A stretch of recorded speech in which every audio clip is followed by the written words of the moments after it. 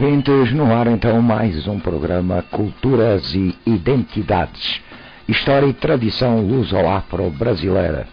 Apresentação Filipe de Souza, participação especial dos professores, escritores e pesquisadores L'Oriel Rocha e Manuel Gandra. Todos os sábados, neste mesmo horário, pelas rádios Cultura Online Brasil e Rádio Internacional Lusófona. E que existem dois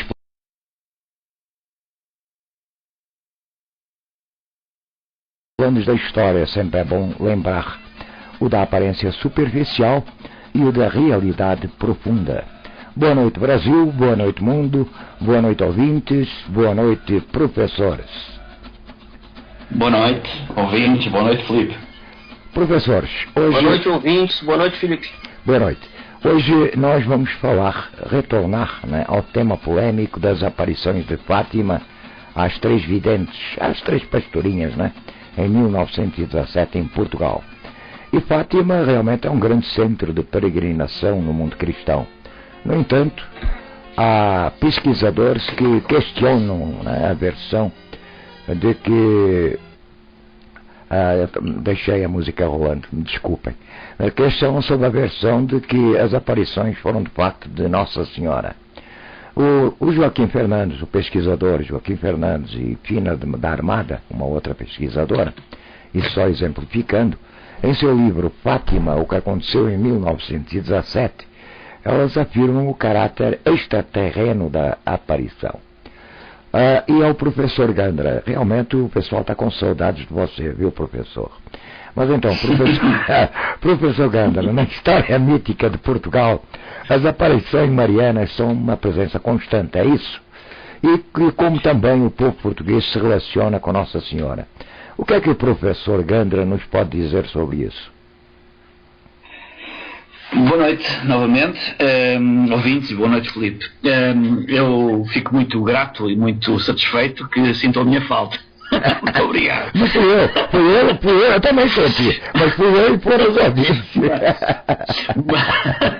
Eu não sei se é o Filipe que está a meter uma colherada, como se costuma dizer-se, mas tanto faz. É sempre agradável. Nós vimos, eu pessoalmente, falar dos assuntos de que gosto de falar, não é? De que tenho investigado, e portanto faço-o com todo o gosto.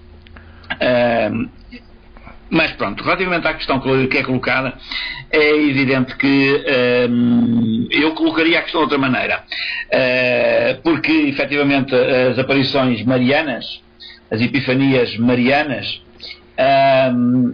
são efetivamente muito importantes na tradição portuguesa, mas há outra versão, digamos, há um aspecto paralelo a esse, que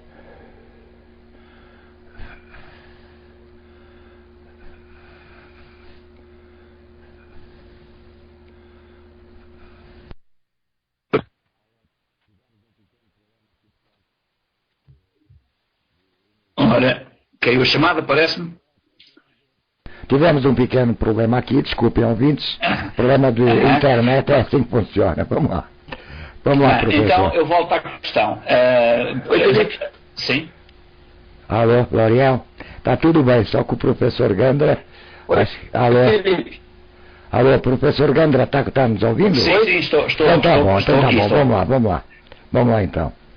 Portanto, a questão que eu coloco é a seguinte: efetivamente as aparições marianas, ou as epifanias marianas, são um elemento tradicional da cultura portuguesa, mas antes delas aparecerem sob esse aspecto, falava-se já de outras aparições de entidades, vamos chamar assim, do género feminino, e que são muito comuns na tradição oral, e que se reportam, efetivamente, a tempos anteriores ao cristianismo, portanto, a tempos em que dominava o paganismo, aquilo que se chama habitualmente o paganismo, que são cultos e religiões de épocas mais recuadas, e que, sobretudo, do Neolítico.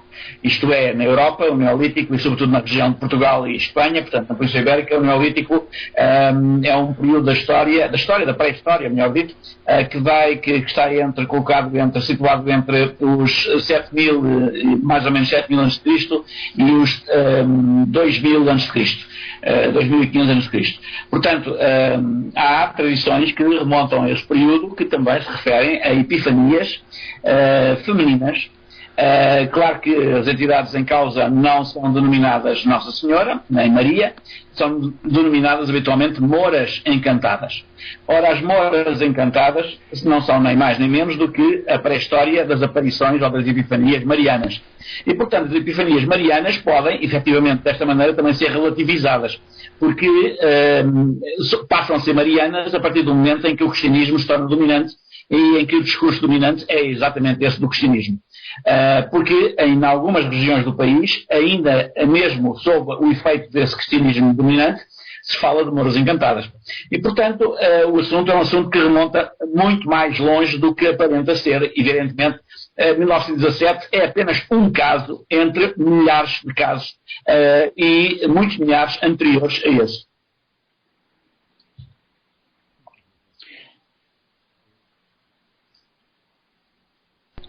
Pois não, professor, alô? Sim. Alô, professor Granda, também dizem que Sim. o terceiro segredo de Fátima, ele não foi revelado. Em que consiste esse terceiro segredo de Fátima? Bem, a história tem que começar mais atrás para percebermos isto. Não sei se vamos ter tempo para tudo, mas poderemos, porventura, se não tivermos tempo para tudo, voltar ao assunto mais adiante, um outro dia. Mas é preciso primeiro que fique claro o seguinte. O terceiro segredo de Fátima, como o próprio nome indica, é o terceiro. Ou seja, existe um primeiro e existe um segundo. Esses três segredos de Fátima, ou melhor, esse segredo profético de Fátima, constituído por três partes, assim é que está correto, foi revelado numa aparição que ocorreu no dia 13 de julho de 1917. A primeira e a segunda parte do segredo foi revelada como é que se diz, por Lúcia, num escrito que ela redigiu em 1941, e que, se o tivermos em consideração, chegamos à conclusão que a primeira parte do segredo é uma visão do inferno. A segunda parte do segredo diz respeito à devoção ao Imaculado Coração de Maria e a uma outra questão que hoje está muito em voga e é muito discutida também, que é a conversão da Rússia. Bem, talvez seja interessante. E a terceira parte, evidentemente, falta essa, não é? Só em 1944, por ordem superior, a Lúcia a redigiu, por ordem, portanto, da Diocese de Leiria, do Arcebispo de Leiria, do Bispo de Leiria, perdão. Foi redigida em 1954 e, supostamente, foi revelada no ano 2000, mais propriamente no dia 26 de junho de 2000, quando o cardeal Ratzinger, depois Papa e agora Papa Emérito, divulgou uma interpretação que deixou alguns curiosos e alguns estudiosos da matéria de Fátima estupefactos.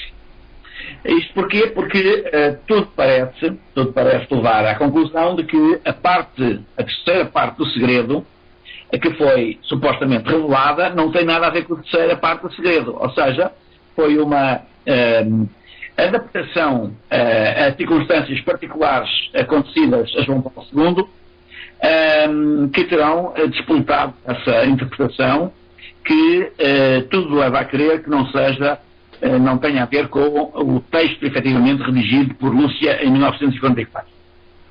Como a Lúcia, entretanto, desapareceu em 1959 e foi substituída por uma sósia, por acaso pouco sósia, estamos impedidos de, efetivamente, verificar se a terceira parte do segredo redigida por ela em 1954, corresponde àquilo que foi apresentado em 2000, no ano 2000.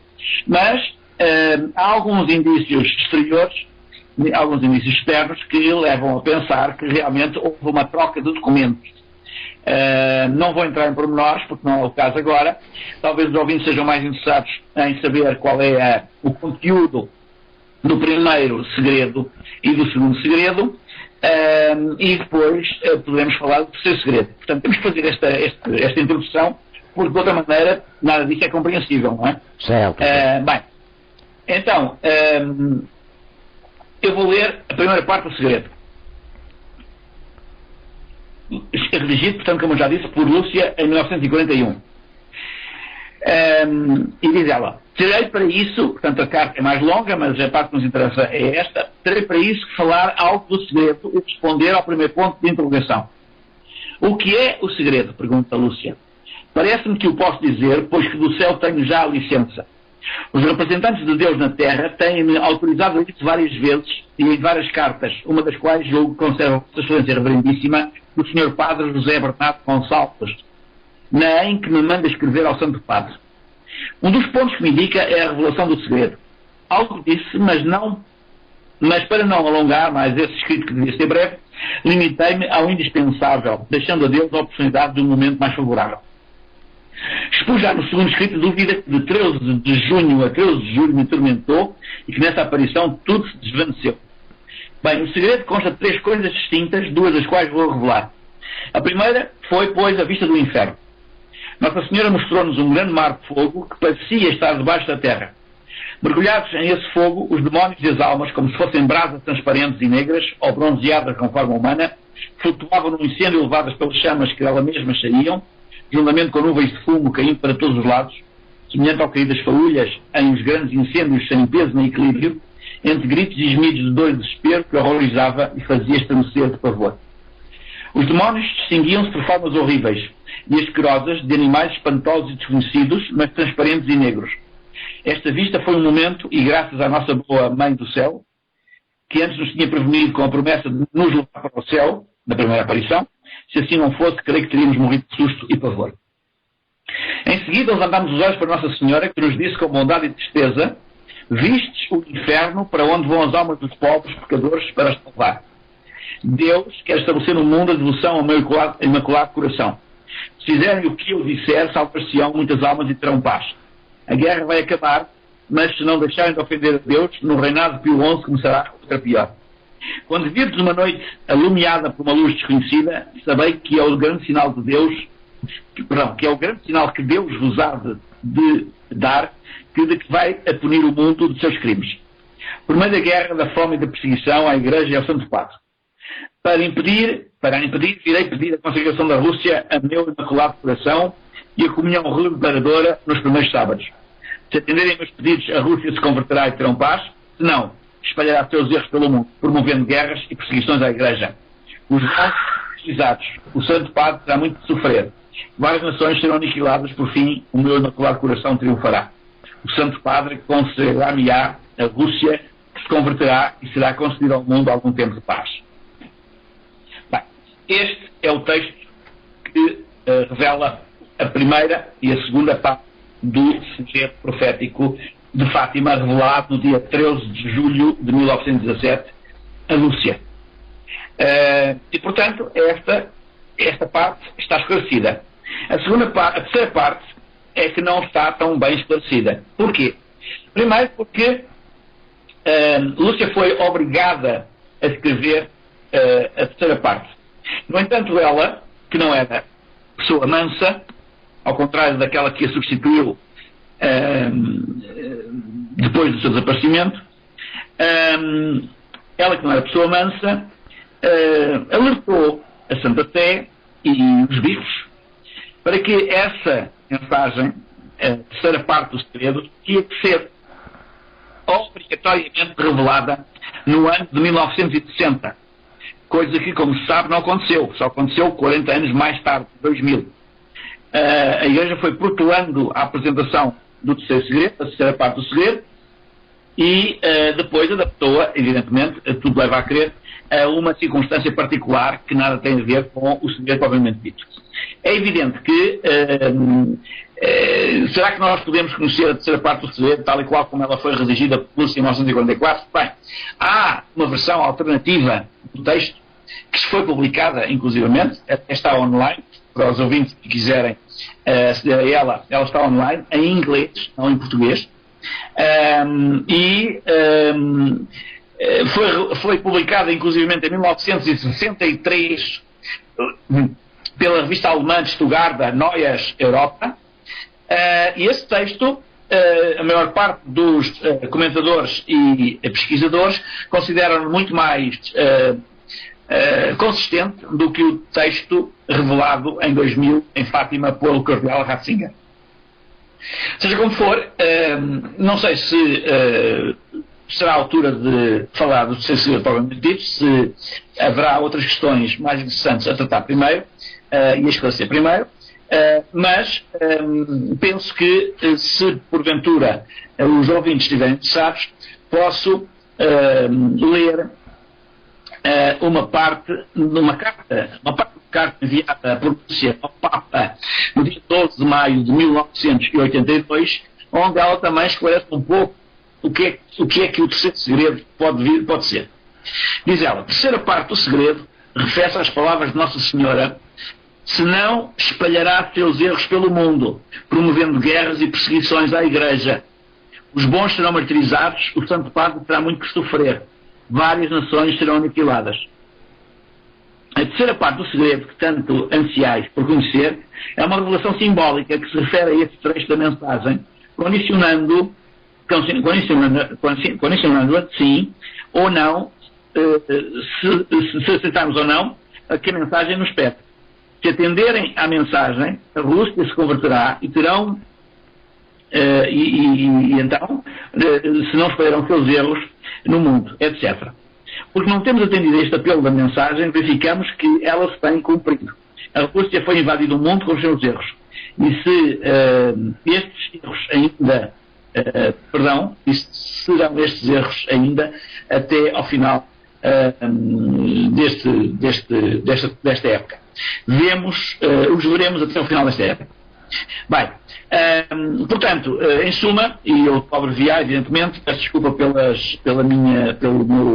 estar, digamos, a vacilar na minha leitura, mas porque estava a tentar reduzir o texto ao fundamental sem lhe cortar aquilo que é essencial.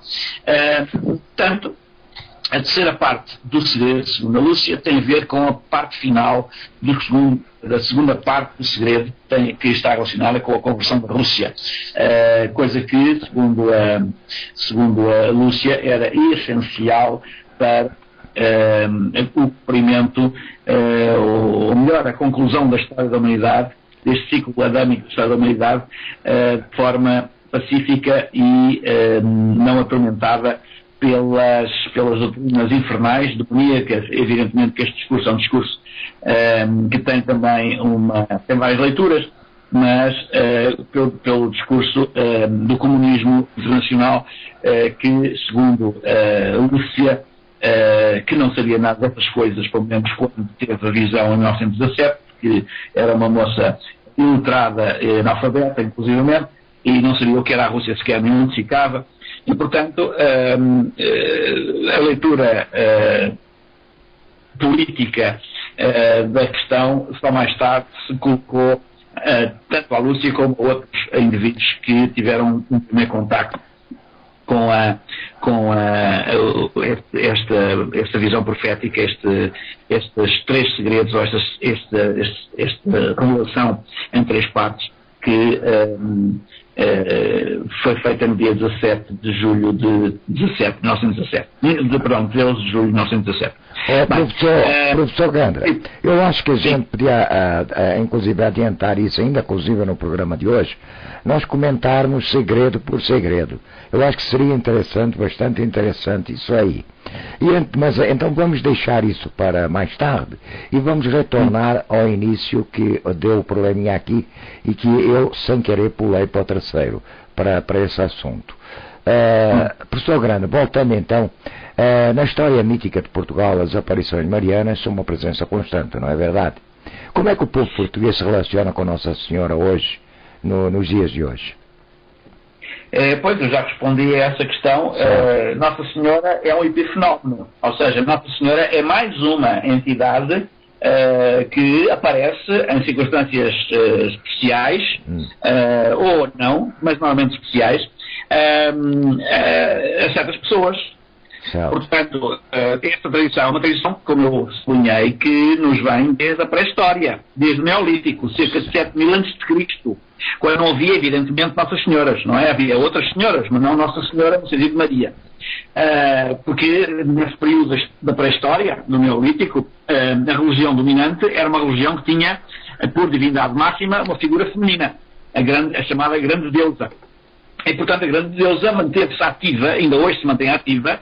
Se nós formos para zonas remotas do nosso território, vamos encontrar pessoas que nos apontam locais de aparições, não de Nossas Senhoras, embora às vezes também de Nossas Senhoras, mas sobretudo de Mouras encantadas, ou seja, de entidades pagãs, entidades anteriores ao cristianismo, que em certas circunstâncias, em função de algumas situações, vamos chamar-lhe assim, geomânticas, é possível ver, ouvir e sentir.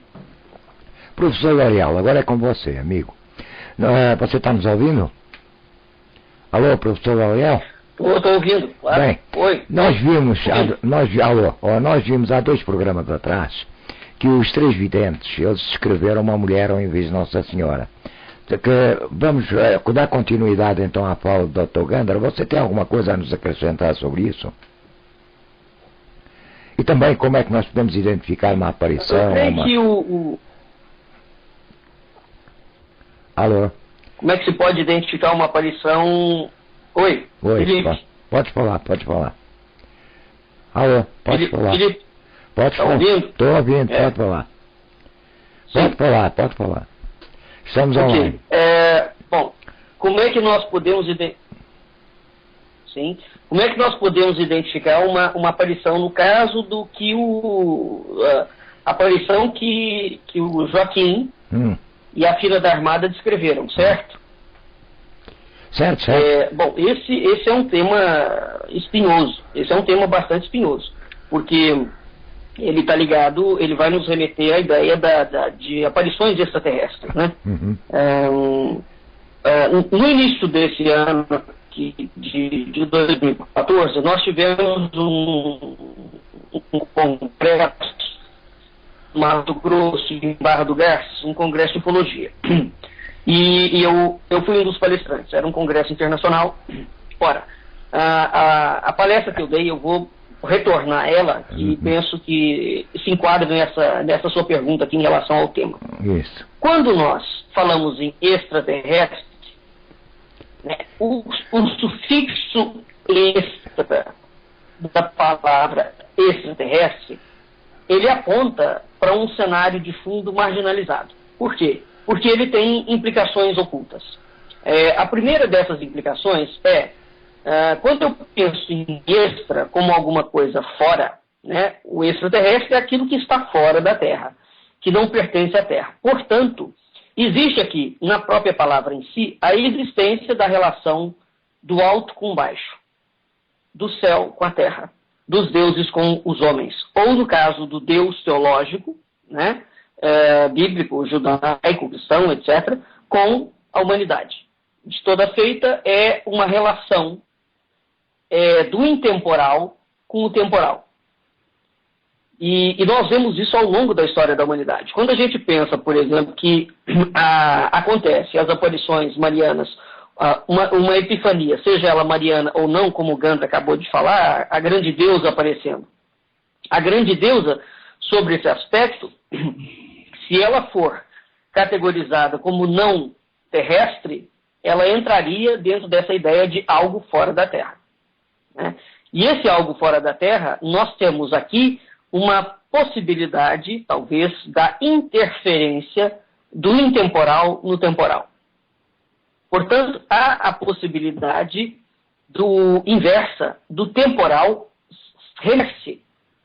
projetar-se na intemporalidade, dentro daquele espírito de repetição paradigmática, de um modelo paradigmático que foi muito estudado pelo Mircea Eliade. Porque quando nós pensamos que os seres celestes, fora da Terra, interagem com a espécie humana, evidentemente que nós estamos falando dessa relação de interferência, estou usando a palavra interferência, né, do intemporal com o temporal. Ora, esse tema é um tema profundamente ligado à presença dos UFOs, a partir do momento que nós temos a ideia de que os discos voadores, os UFOs, são de fora da Terra. Embora conceitualmente a palavra UFO e a palavra disco voador não designem a mesma coisa. São coisas distintas. Um OVNI pode ser uma gaivota. Se você não souber que é uma gaivota é um OVNI. É um objeto voador não identificado. Exatamente. Não é, mas é sério mesmo. A palavra UFO e disco voador não tem relação uma coisa com a outra. E quem não sabe disso confunde. Exato. Acha que uma palavra designa a outra. Não confunde. Não é? Bom, então, veja que a própria palavra em si, quando Joaquim e a Fina da Armada colocam essa questão de que as crianças, e nós vimos no primeiro programa que, de fato, os pastorinhos não descrevem absolutamente Nossa Senhora. Pela roupa dela, pela forma, por tudo. Aquela descrição clássica absolutamente não diz respeito a Nossa Senhora. Ela tem brincos, ela carrega uma bola na mão, ela usa botas, ela usa saia, né? E ela tem uma roupa que lembra um macacão, alguma coisa completamente diferente. Ora, então, dentro desse diálogo, fora a aura mística que os movimentos New Age querem dar, essa visibilidade extraterrestre, quando nós vamos efetivamente analisar o tema é dramático, ele é profundo, né? O fato é, ao longo da história de todos os povos, nós temos sempre a presença de deuses, e os registros é que esses deuses, de fato, exercem uma atividade na Terra, sobre os homens e sobre a vida dos homens. Alguns apontam para a possibilidade de não pertencerem à Terra. Por exemplo, os deuses egípcios, claramente, quando criam o mundo, porque a mitologia egípcia é muito curiosa, ela é uma mitologia em que os deuses criam o mundo e depois eles se aborrecem com aquela criação e eles vão embora e deixam a criação por si só. E eles voltam para o mundo da anticriação.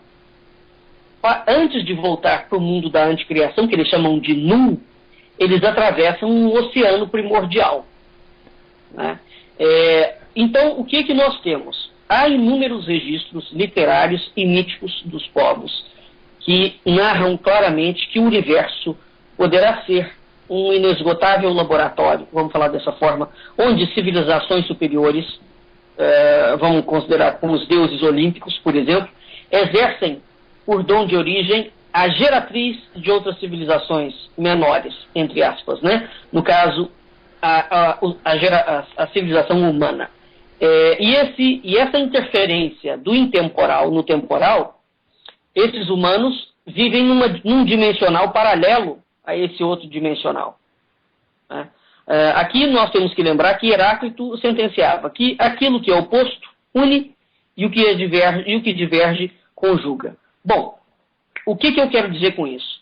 A hipótese da tese de civilizações extraterrestres já foi muito difundida. Jacques Berger, o Marcel Moreau, Robert Charot, etc. Há muitos indivíduos que defendem a tese de que civilizações extraterrestres, migratórias, possibilitaram a origem do ainda discutível Homo sapiens. Porque, efetivamente, a origem do Homo sapiens é discutível ainda. A ciência não tem um pé fincado sério em relação a isso. Portanto, nós temos a possibilidade de que há inteligências superiores que provavelmente por desassociação com as leis cósmicas, sei lá, destruíram-se, legando às gerações futuras uma herança fatal, há a ideia de uma raça perdida, né, e que tenta voltar para a sua condição primordial. Então há a suposição de que do intemporal repousaria parte um universo paralelo, onde o símile a Deus ou aos deuses encontra um outro universo. E o homem seria, aqui, numa visão judaica, né, porque Deus fala que o homem é uma imagem na semelhança. Então, esse reflexo de correção pela imagem remete que o gerador ou a geratriz é perfeito dentro da sua unidade. Então, estabelece-se aqui uma relação de intemporalidade com a temporalidade e de interferência do intemporal no temporal. Então, isso é algo contínuo dentro sem considerar, inclusive, que além dessa interferência na vida dos homens, os deuses acasalam-se com os humanos e geram uma raça diferente, uma raça híbrida, que é simultaneamente humana e divina, como no caso dos heróis. Por exemplo, Zeus pula a cerca várias vezes, né? O caso de quando ele cruza com Leda, ele dá origem aos gêmeos famosos, que é Castor e Pólux, e Helena e Clitemnestra. Né? Então, esses filhos, essas crianças, que é filho de um humano, um deus, eles são semideuses, são imortais. Né? Então, nós temos aqui uma genética híbrida. Portanto, há a obrigação. Existe uma espécie de acomodação do temporal ao intemporal. E é curioso porque, historicamente, os homens, todo o processo de código, de moral, todo o processo sapiencial, ele obriga praticamente o homem a repetir esse modelo paradigmático que o Mircea Eliade coloca, em que o homem tem que ter como referencial o divino e trazer esse divino para a sua existência. Né? Essas propostas podem afigurar-se absurdas? Claro que pode. Evidentemente que eu tenho noção disso. Né? De que o intemporal interfere no temporal. Por exemplo, os anjos se acasalam com as filhas dos homens. Os anjos ensinam, inclusive, às filhas dos homens várias artes. Né? Da magia, da feitiçaria, de tudo. Isso é uma prova contundente da interferência temporal. Maria é fecundada pelo Espírito Santo. Não é? Se a gente admitir a ideia da encarnação, isso é um outro exemplo da interferência da intemporalidade na temporalidade. Então nós temos assim várias histórias. Agora, o que eu entendo como um ponto interessante em relação à temática extraterrestre, né? Dentro dessa moeda de dupla face? Quando eu falo em extraterrestre, para eu categorizar isto é extraterrestre, a primeira coisa que eu teria que ter é uma definição exata do que é o terrestre.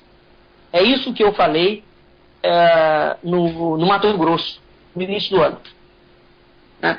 O Jacques Bergier tem um livro muito interessante chamado Os Extraterrestres na História. É o título de um livro dele. E é curioso porque, num determinado momento, ele fala assim: não creio absolutamente nada em discos voadores. Interessante, né? Pode parecer um consenso. Um contrassenso, essa afirmação pode parecer contraditória. Entretanto, quando nós analisamos o que o Jacques Bergier coloca, ele distingue, né? Primeiro, ele se coloca na contramão da corrente de pensamento atual que domina a temática ufológica dentro do que diz respeito aos extraterrestres. Né? Porque mesmo dentro da chamada ufologia científica, esses temas aparecem como sendo um só e mesmo assunto. E na verdade eles não são. Eles são temas diferentes. Então, analisando a palavra extraterrestre, para a gente chegar à sua pergunta de Fátima. Né? Ora, quando eu penso no sufixo extra, é necessário a gente fazer uma reflexão sobre o conceito de ser humano. Repito, porque para falar de extraterrestre, como é que eu categorizo um extraterrestre? Então eu tenho que ter, por exemplo, uma categoria definida de raça distinta. Porque para eu tomar que isto não é terrestre, eu tenho que ter a categoria definida do que é o terrestre. E aqui nós temos um problema. E a filosofia ajudou a construir esse problema ao longo de 3.000 anos. Na Grécia, nós temos uma definição correta de homem. O homem é um ser composto de uma dupla dimensão. Ele é simultaneamente corpo e ele é simultaneamente alma. Porque o conceito de espírito não é grego. O conceito de espírito é hebreu, é judaico. Né? O grego falava em alma, o grego não falava em espírito. Mas seja como for, o homem é um composto ele é um híbrido, composto de uma dupla dimensão. Ele é corpo, ele tem uma dimensão material e ele tem uma dimensão espiritual. E a vida, naquela altura, era pensada tendo em vista essas duas relações. Com o passar dos séculos, foi sendo suprimido a ideia de alma ou de espírito, seja lá como for, como se queira pronunciar. E a ideia de alma ou de espírito foi ficando cada vez mais densificada, ela foi se materializando. Ao ponto de nós chegarmos, por exemplo, na Idade Média, no Renascimento, e em que, com Descartes, por exemplo, esse problema é central, né? Porque Descartes fala que a alma, de fato, não é transcendente, não é espiritual, a alma é material e posiciona a alma dentro da glândula pineal. Então, a partir desse momento, o homem passa a ser identificado, o ser humano, né? O conceito de ser humano, passa a ser identificado com o seu corpo. Nos últimos 200 anos, o que nós temos desse pensamento do Renascimento para cá? Aprofunda-se essa ruptura. E o homem, cada vez mais, é identificado somente com o corpo. Ele não tem mais parte transcendente. No século XX, com a tecnociência, né, com a biotecnologia, enfim, com todas essas tecnociências que dominam agora a ciência moderna, foi criado um conceito genérico de corpo humano e de subjetividade. É exatamente porque nós não temos conceito mais de ser humano, cientificamente falando, há 200 anos, que o homem pode ser identificado e reduzido com o seu corpo e ao seu corpo. Esta é uma das razões pelas quais, inclusive, possibilita-se a criação de doutrinas materialistas, por exemplo, como o comunismo. Porque quando fala-se que Nietzsche matou Deus, né, e que Darwin também terminou por matar Deus, não, eles levam uma culpa que não é verdadeira. Porque, na verdade, o desmonte da ideia de ser humano já vinha sendo feito há 2000 anos. Há 2000 anos, inclusive pela igreja, né, que não defendeu muito essa parte. E a filosofia, nesse aspecto, foi bastante incisiva. Ela reduziu mesmo o ser humano à ideia de humano, de corpo, identificando isso. Bom, a questão é, já que eu não tenho ser humano, eu tenho um corpo humano, o homem passa a ser identificado com o seu corpo. A questão é, o filósofo Jean-Marie pergunta no ensaio dele, Filosofias do Corpo, qual corpo? De que corpo nós estamos falando? Porque se o meu corpo hoje não é meu, porque a ciência eu posso morrer, e a ciência tira o meu coração e faz um transplante com ele. Né? Nós temos as experiências, não sei se você já ouviu falar do corpo fosforescente. Uhum. Você já ouviu falar do corpo fosforescente? Já. Da cabranha? Não, da cabranha não. Cabranha não. Eu ouvi qualquer coisa. O que é a cabranha? Eu ouvi qualquer coisa fosforescente. A cabranha não. O que é a cabranha? O que é a cabranha? A cabranha é uma cruza de cabra com aranha. É sério. É uma cruza de cabra com aranha. Essa semana, por exemplo, eu vi uma laranja pentagonal. A laranja tem 5 faces. Nossa. O porco fosforescente é uma mistura de porco com algas. Ora, e aí as extremidades do porco ficaram fosforescentes como alga. O narizinho é fosforescente, o rabinho, as orelhas, a patinha e tal. Ora, qual é a necessidade de você, parece Deus criando novamente? É a repetição de um modelo, né? De uma criação anômala, estranha. Mas o que está no bojo dessa discussão? A ausência do conceito de ser humano. Certo? Porque a partir do momento que o homem é identificado com o seu corpo, o corpo não é mais propriedade da pessoa, é propriedade do Estado. Certo? Então, o comunismo, você veja que o comunismo se implementa no século XX, não é porque a religião foi demolida. Também a religião é solapada, mas, sobretudo, porque a política se estrutura ao redor da ideia de pessoa. Pessoa não é gente, consumidor não é ser humano. Então, hoje nós temos consumidores, nós não temos seres humanos mais. E essa é a razão pela qual foi se criando uma sequência de legislações. Cidadão. O que é um cidadão? Cidadão é um termo coletivo. Ele não é um termo designativo de individualidade. Então nós vamos replicando essas terminologias e, de fato, não nos atentamos ao pano de fundo do grande problema. Então o grande problema é nós não temos definição de ser humano. Portanto, toda e qualquer proposta que fale sobre realidade extraterrestre, foi o que eu coloquei no Mato Grosso. Nós temos que voltar e recuperar a ideia de ser humano. Então, como é que os antigos pensavam sobre o ser humano? Ele tem que ter um limite, ele tem que ter um fim.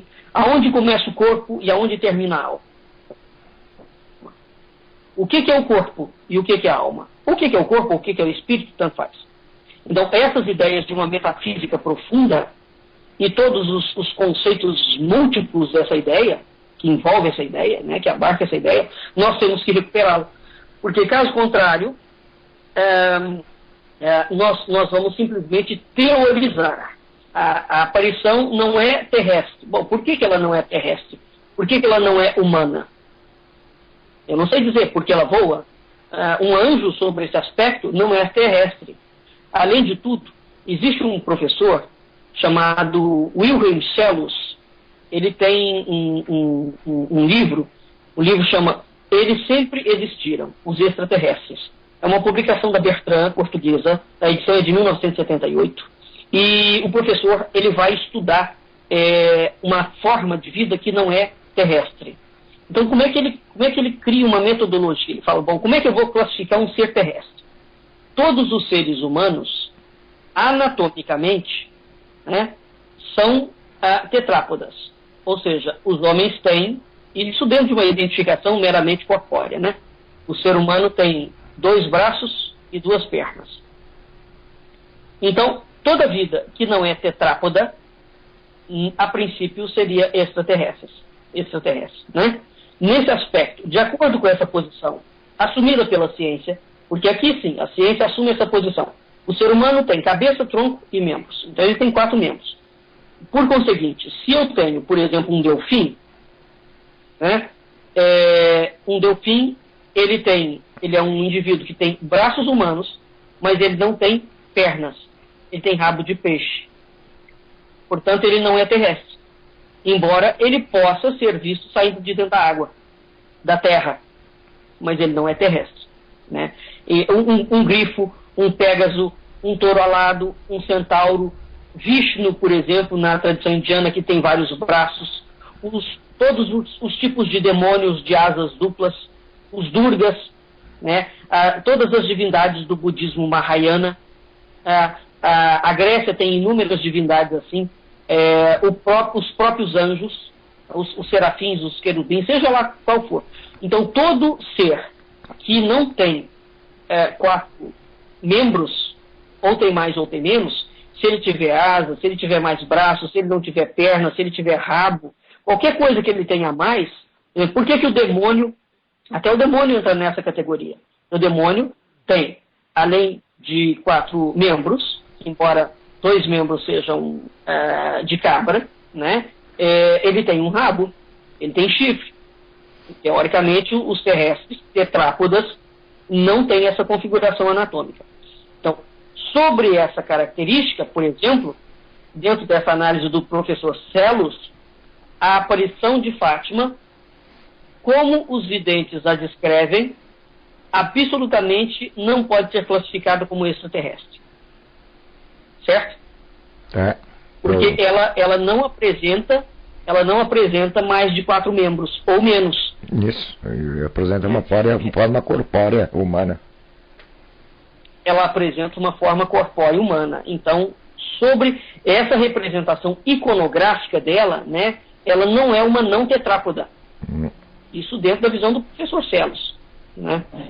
Então, porque nós temos também, além de tudo, diferentes divindades que se metamorfoseiam. Por exemplo, Zeus tem uma quantidade, Zeus se metamorfoseia em cisne, em touro, em chuva. Né?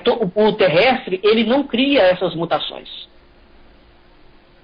Então, embora ele seja anatomicamente semelhante aos deuses, o tetrápoda está sujeito a um tipo de lei, espaço, tempo, que não permite, por exemplo, alteração da sua anatomia corpórea. Não permite, por exemplo, uma outra situação, ele não pode levitar. Então, dentro dessa configuração, por exemplo, se essa senhora vista, essa menina, né, vista, levita, mesmo que ela seja tetrápoda, ela entraria na configuração de um extraterrestre. Então tem várias leituras. Anatomicamente, ela é tetrápoda. Né? Mas se ela levita ou faz alguma outra coisa que é própria de uma mutação, ela poderia ser considerada como uma figura assim extraterrestre. Entendeu? Então o tema é muito interessante agora. Para isso, né, sobre a ótica do professor Celos, a palavra extraterrestre, ela amplia consideravelmente o leque das opções acerca não só da originalidade, bem como da identidade desses seres inteligentes, desses seres extraterrestres. Portanto, restringir a temática dos extraterrestres aos tripulantes de UFOs ou de discos voadores é uma metodologia muito eficiente para impedir avanços maiores no campo desses conhecimentos. Por exemplo, como o Gandra falou, as aparições da grande deusa, né?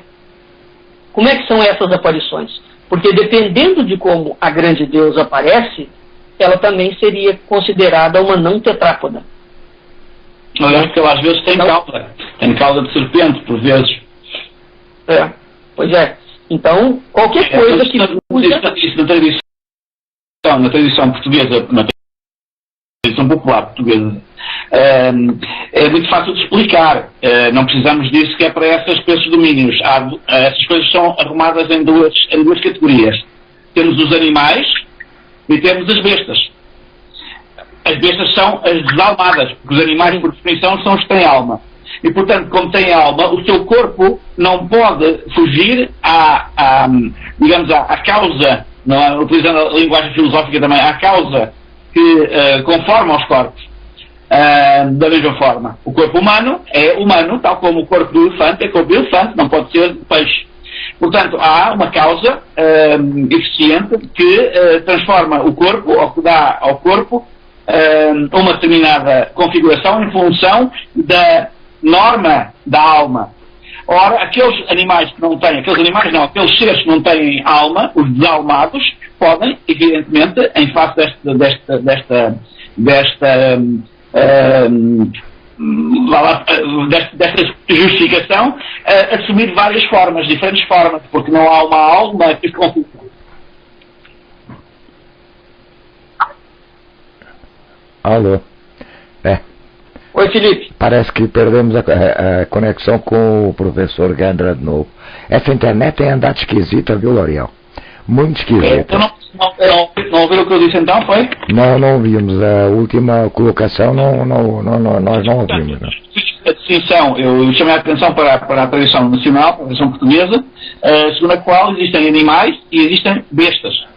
As bestas são aquelas que não têm alma, daí chamaram-nos desalmados.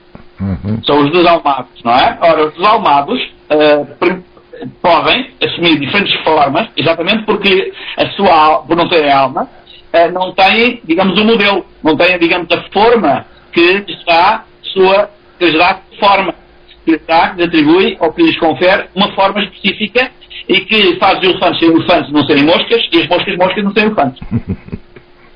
Bem, amigos, vamos a um pequeno intervalo musical para nós então retornarmos com a segunda parte do programa. E na segunda parte do programa nós vamos voltar então com a aparição das pastorinhas lá em Fátima. Vamos voltar a analisar, né, ponto por ponto no que diz respeito àquilo que foi referenciado, né, que são o que é que foi colocado, né, pelas pastorinhas.